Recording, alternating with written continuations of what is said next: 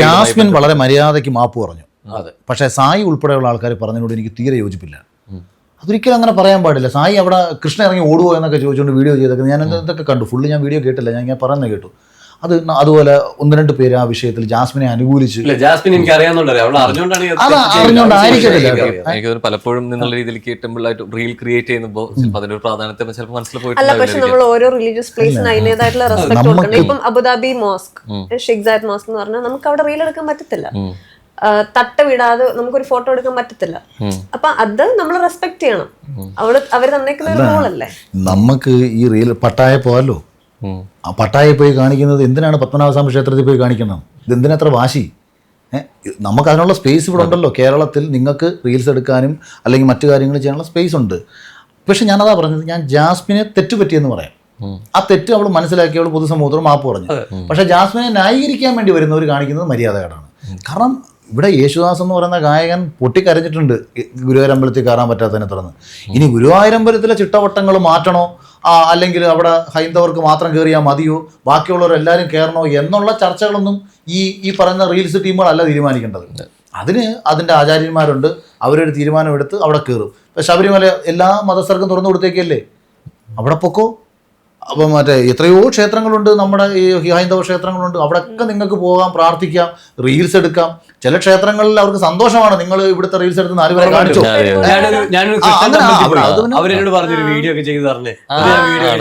അതൊക്കെ അങ്ങനെ വളരെ സ്വാഗതാർഹമായി സ്വീകരിക്കുന്ന സ്ഥലങ്ങളുണ്ട്. ഇപ്പൊ ഗുരുവായൂരമ്പലത്തിന്റെ മുന്നേ പോലെ ഇപ്പൊ റനീഷ വീഡിയോ ഇട്ടിട്ടുണ്ടല്ലോ. അത് അനുവദനീയമായ സ്ഥലത്ത്, ആ ക്ഷേത്രത്തിന്റെ നിയമങ്ങൾ അനുശാസിക്കുന്ന സ്ഥലത്ത് നിന്ന് അവിടെ വീഡിയോ എടുക്കുന്ന ഗുരുവായൂരമ്പലത്തിന്റെ ഫ്രണ്ടിലല്ലേ നന്ദന സിനിമയുടെ ക്ലൈമാക്സ് ഷൂട്ട് ചെയ്തേക്കുന്നത്. ഇതൊക്കെ ചെയ്യാം, പക്ഷേ അവിടെ അതങ്ങനെയാണ് അവിടുത്തെ വിശ്വാസം. അല്ലാതെ അമ്പലത്തിൽ കാല് കഴുകിയാൽ ശ്രീകൃഷ്ണൻ അവിടെ നിന്ന് ഇറങ്ങി ഓടുക എന്നുള്ള ചോദ്യത്തിന് പ്രസക്തി ഇല്ല അവിടെ. ഓരോ ക്ഷേത്രങ്ങളും ആദ്യം ഇവർക്ക് ക്ഷേത്രം എന്താണെന്നും അവിടെ ഒരു വിഗ്രഹം എങ്ങനെയാണ് പ്രതിഷ്ഠിക്കുന്നതെന്നും ആ പ്രതിഷ്ഠയുടെ പ്രാധാന്യം എന്താണെന്നും ആ പ്രതിഷ്ഠിക്കുന്ന സമയത്ത് അവരുടെ ആ മന്ത്രത്തിൽ ഉണ്ടാക്കുന്ന കാര്യങ്ങൾ എന്താണെന്നും അവിടെ അനുശാസിക്കുന്ന ആചാരങ്ങളും അനുഷ്ഠാനങ്ങളും എന്താണെന്നും ഒക്കെ മനസ്സിലാക്കാൻ ബോധമുള്ളവും വേണം ഇത് പറയാൻ. ഇതിനെക്കുറിച്ച് ഏക്കും പൂക്കും അറിഞ്ഞുകൂടാതെ ലോകത്ത് നടക്കുന്ന സകല വിഷയങ്ങൾക്കും നമ്മൾ അഭിപ്രായം പറയുന്നതാണ്. ഇത്തരം വിഷയങ്ങൾക്ക് അഭിപ്രായം പറയാതിരിക്കുക, അതാണ് ഏറ്റവും മാന്യത. ഓക്കെ, ഒരുപാട് ആൾക്കാർക്ക് വിഷമമുള്ള കാര്യമാണെങ്കിൽ നമ്മൾ അപ്പോഴേ സോറി പറയാം. അല്ല,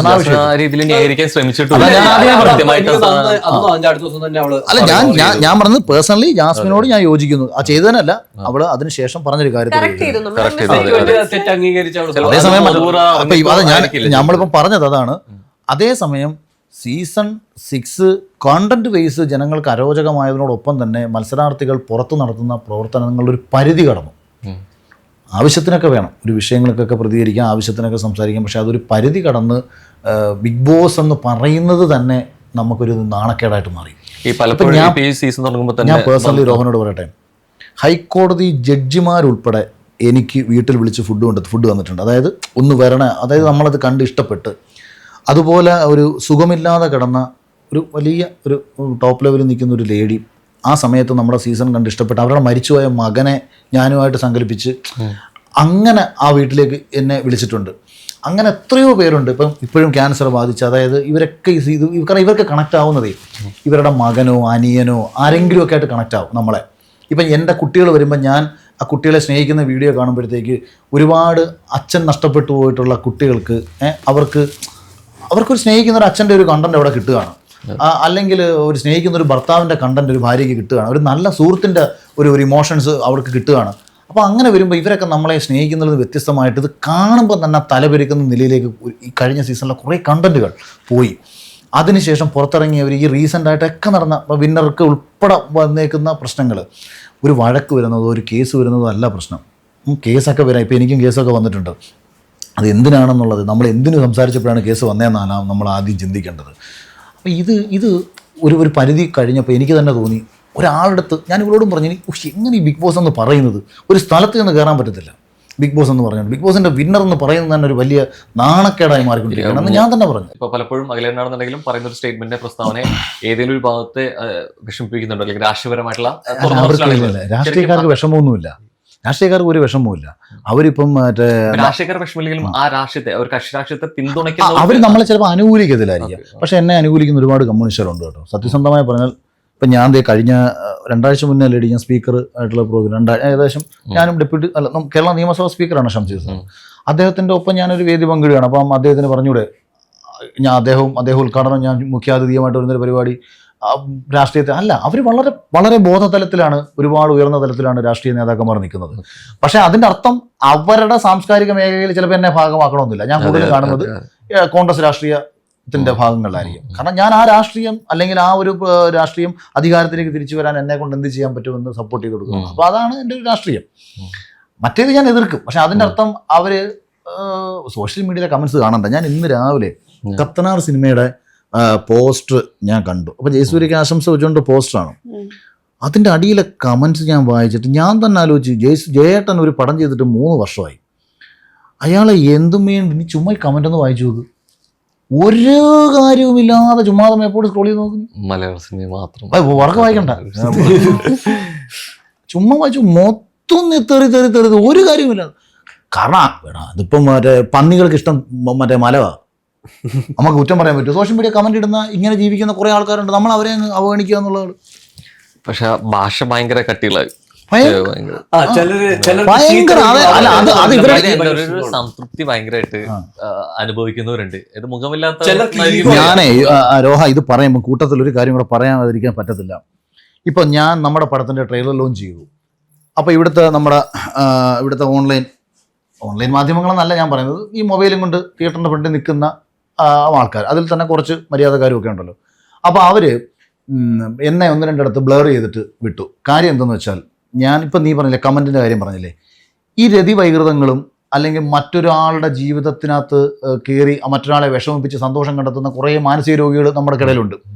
ഇവന്മാർ ഒരു കാര്യവുമില്ലാതെ ഈ സ്ത്രീകളെ പറ്റി ആക്ഷേപം പറഞ്ഞും അവരെ പറ്റി തെറി പറഞ്ഞ് നടക്കും. അപ്പം ഞാനിങ്ങനെ ഒരിക്കലും സജഷനായിട്ട് ഞാൻ പറഞ്ഞു, നിങ്ങൾ ഈ പലരുടെയും വീഡിയോസ് എടുക്കുമ്പോഴത്തേക്ക് ഇതൊന്നും പൊതുജനാഭിപ്രായത്തിൻ്റെ ആവശ്യമില്ല.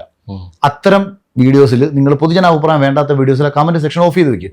അപ്പോൾ ഓഫ് ചെയ്ത് വെക്കുമ്പോൾ അറിയുമോ, ഒരു പെണ്ണിൻ്റെ ഒരു വീഡിയോ കണ്ടിട്ട് അല്ലെങ്കിൽ അവളുടെ ഏതെങ്കിലും ഒരു ഭാഗം കണ്ടിട്ട് ഒരു കമൻറ്റ് ഇട്ട് ഒന്ന് ആസ്വദിക്കണം. കാര്യം ഇവൻ്റെ അമ്മയും പെങ്ങളൊന്നും അല്ലല്ലോ.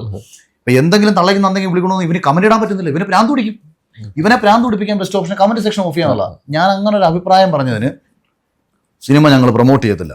ഈ PR-കാർ വിളിച്ചു, ഇവർ പ്രൊമോട്ട് ചെയ്തില്ലെങ്കിൽ ഞാൻ പറഞ്ഞു, നിങ്ങളാരും എന്നെ എൻ്റെ ഒരു വീഡിയോ നിങ്ങൾ ദേവി എടുക്കരുത്, അല്ലെങ്കിൽ ഈ കുറത്തരത്തിൽ ഞാൻ പോകുന്ന ആളല്ല, നിങ്ങളാരും എന്നെ അങ്ങനെ കണ്ടിട്ടും കാണത്തില്ല.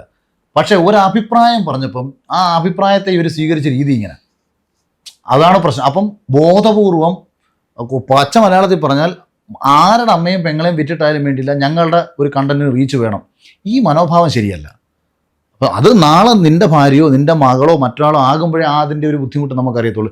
ഏറ്റവും റീസെൻ്റ് ജയറാമേട്ടൻ്റെ മകളുടെ ഒരു വീഡിയോ, എന്തിനാണ് ഇങ്ങനെ അവർ ആ കുട്ടി ഏതെങ്കിലും രീതിയിൽ സമൂഹത്തിൽ മോശം രീതിയിൽ വന്ന് പ്രത്യക്ഷപ്പെടുന്ന ഒരാളാണോ? ചിലപ്പോൾ ലൈറ്റ് അടിക്കുന്ന സമയത്തോ അല്ലാതെയോ സ്ത്രീകൾക്കാണെന്നുണ്ടെങ്കിൽ അവർക്ക് ബ്രസ്റ്റ് ഉണ്ടാവും. അപ്പോൾ അതിൻ്റെ അകത്തുനിന്ന് ലൈറ്റ് വല്ലതും അടിക്കുന്ന സമയത്ത് അതിനകത്ത് ഇങ്ങനെ ആക്ഷേപിച്ച് കമൻ്റ് ഇട്ട് ഒരിക്കലും ചിന്തിക്കാത്ത രീതിയിൽ, എന്നാൽ ഇത് കാണിച്ച് കാശുണ്ടാക്കാൻ നടക്കുന്ന പെണ്ണുങ്ങളുമുണ്ട്, ഇല്ലെന്ന് ഞാൻ പറയുന്നില്ല. അതുകൊണ്ട് അവരെ നിങ്ങൾ ആ രീതിയിൽ പ്രോത്സാഹിപ്പിച്ചു. അപ്പോൾ അത് സമൂഹത്തിൽ നിങ്ങൾ കുറേയൊക്കെ നമ്മളെല്ലാവരും കൂടെ ഒക്കെ ചിന്തിച്ചാൽ കൊണ്ടുവരാൻ പറ്റുന്ന കുറേ മാറ്റങ്ങളുണ്ട്. അത് ഇവരാരും ചിന്തിക്കത്തില്ല. അപ്പോൾ അഭിപ്രായം പറയുമ്പോൾ ഒന്ന് എതിർക്കാൻ വരും. അത് ഞാൻ കൂട്ടത്തിൽ കൂട്ടിയതാണ്. ഈ കമന്റിന്റെ കാര്യം പറഞ്ഞുകൊണ്ട് ഞാൻ പറഞ്ഞത്. അതെ, പലപ്പോഴും അങ്ങനെയാണ്. ഈ മുഖമില്ലാത്തോടത്ത് നിന്ന് തന്നെയാണ് ഇത്തരം വാക്കുകൾ ഉപയോഗിച്ച് വരാറുള്ളതും. അങ്ങനെ ലാലേട്ടനോട് ഈ അടുത്ത് ചോദിച്ചപ്പോൾ ലാലേട്ടൻ പറഞ്ഞില്ലേ, മുഖമില്ലാത്ത കമന്റുകൾക്ക് നമ്മൾ എന്തിനാ മറുപടി കൊടുക്കുന്നത്?